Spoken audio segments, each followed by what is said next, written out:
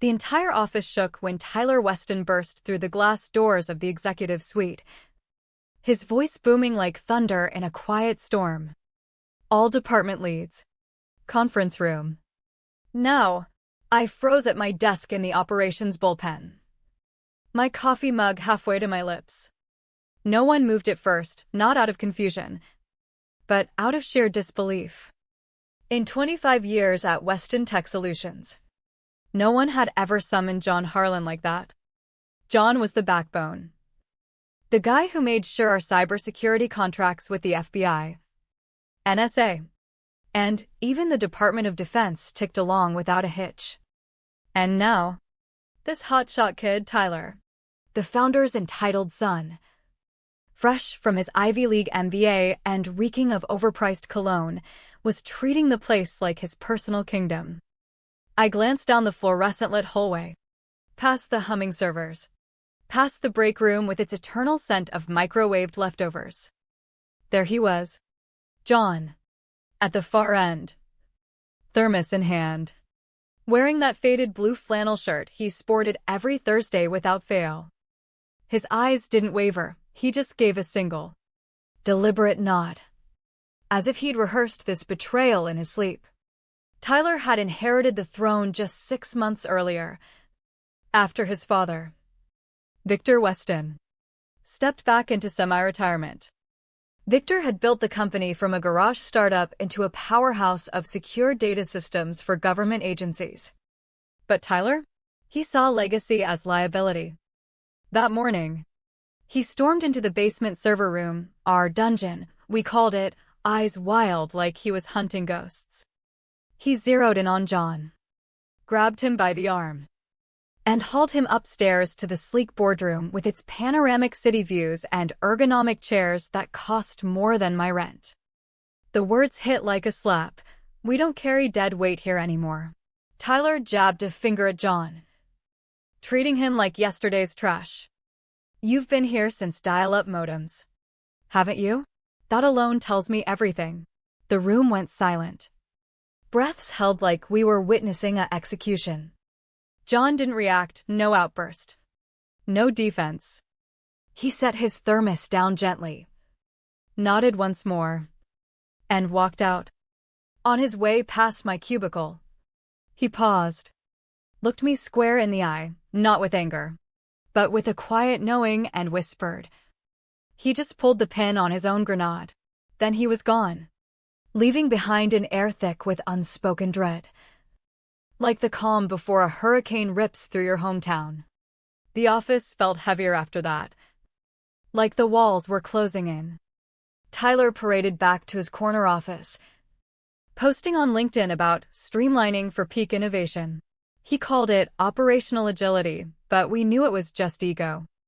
That afternoon, he had painters cover the lobby's timeline wall, a mural etched with milestones from every era of the company, signed by folks who'd poured their lives into it. Outdated vibe, he sneered, slapping on a minimalist gray that screamed sterile startup chic. He rebranded departments overnight. Compliance became risk velocity. HR morphed into talent dynamics. He even axed the vendor relations team, folding it into his pet project of centralized synergy. But the real knife twist was how he erased people. In meetings, he'd mutter about inherited baggage or stagnant relics, his words dripping with disdain for anyone over 40. We whispered in the break room. Over stale donuts and bitter coffee, Tyler didn't just fire John, he fired the soul of the company. And John? He'd built the safeguards we all relied on, the invisible web of protocols that kept us compliant and funded. Tyler had no clue what he'd unleashed. It started small, like cracks in a dam.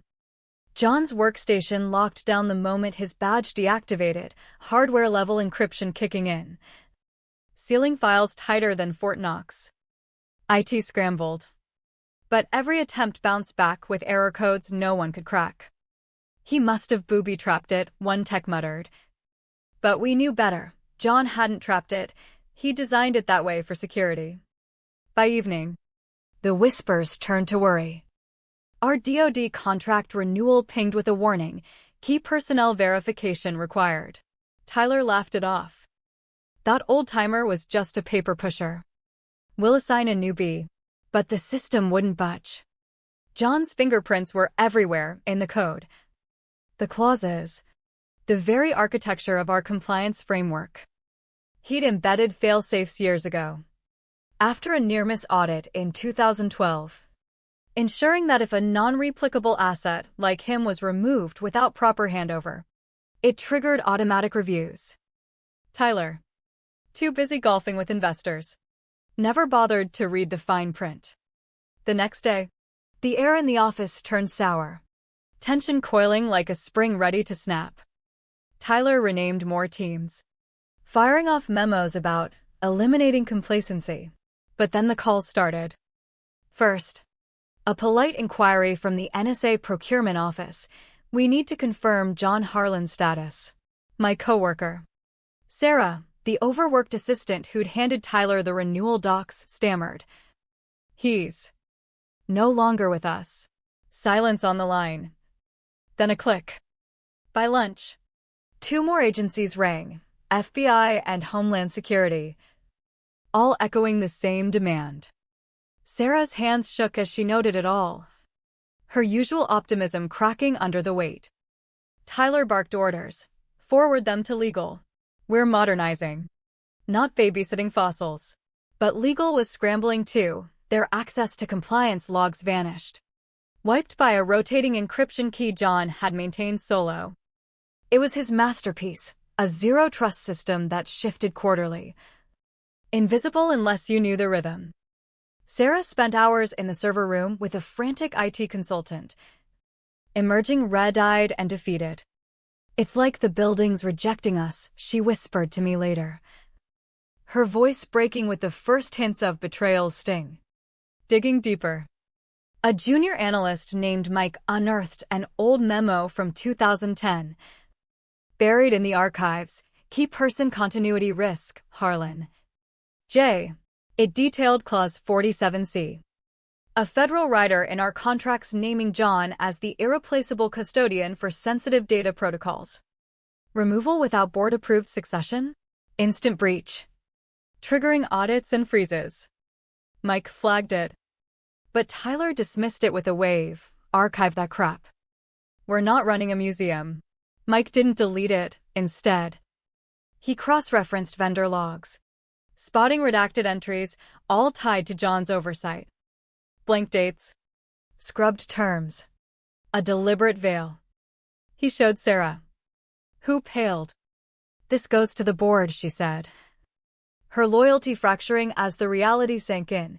Tyler's hubris wasn't just risky, it was ruinous. By midweek, the storm hit. A federal inspector from the Office of Government Ethics showed up unannounced, striding through the lobby like he owned the lease. Questions about recent staffing changes, he said flatly, heading straight for the elevators. Tyler's bravado crumbled. I saw him in his office, neck flushed, pacing like a caged animal. This is just noise from the old guard, he muttered to Sarah. But his eyes betrayed the panic, the dawning horror that his efficiency had poked a hornet's nest. We all felt it. John's silence wasn't weakness, it was a weapon, forged from years of overlooked dedication. The inspector's visit unearthed more. Our systems began self-locking. Biometric triggers, tied to John's weekly thumbprint scans, sealing off critical modules. Finance couldn't process payouts. Legal lost contract templates. Even the C-suite's master keys failed. It wasn't chaos, it was calculated consequence. John's design ensuring the company couldn't function without its guardian. Victor Weston, the founder, arrived that afternoon like a ghost from the past.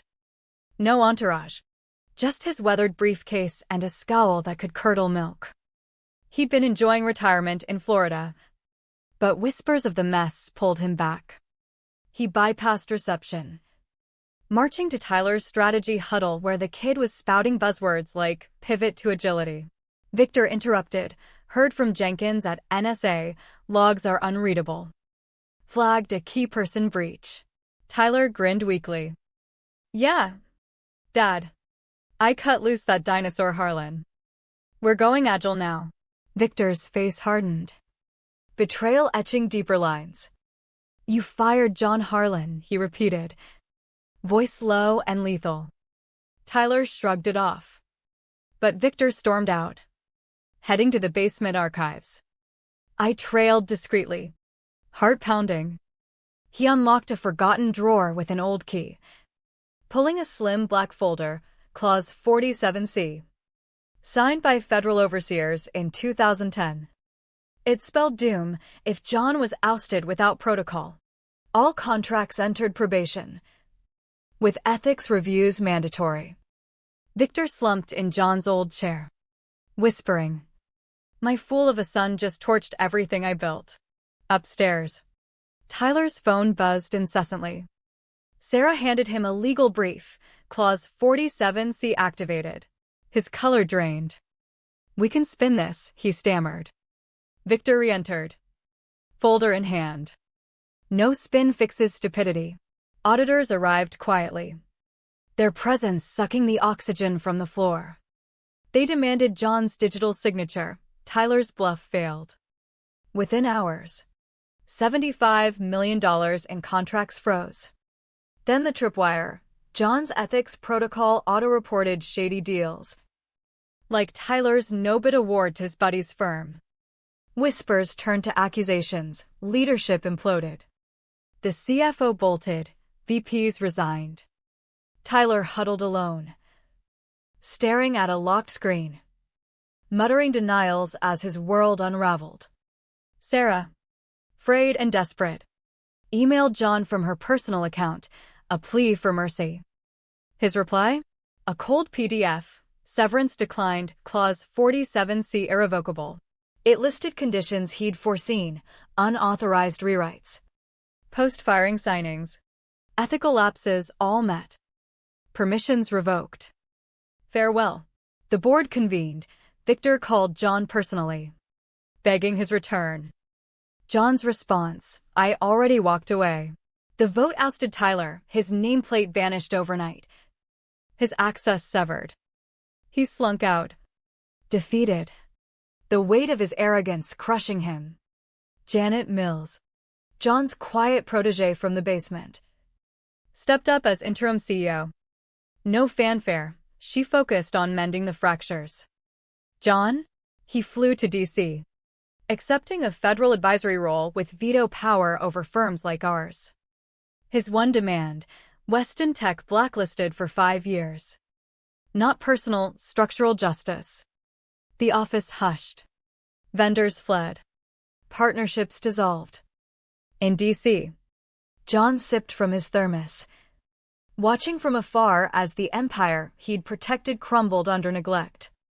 Months later, at a D.C. compliance summit, John spoke plainly. I built continuity. Not for glory, but survival. Treat it like dead weight. And watch your foundation give way. In the back, Tyler lurked, unrecognized, shame burning as he witnessed the man he'd betrayed command respect. John glanced his way. No malice, just finality. They saw my badge, he concluded softly. But never read the fine print.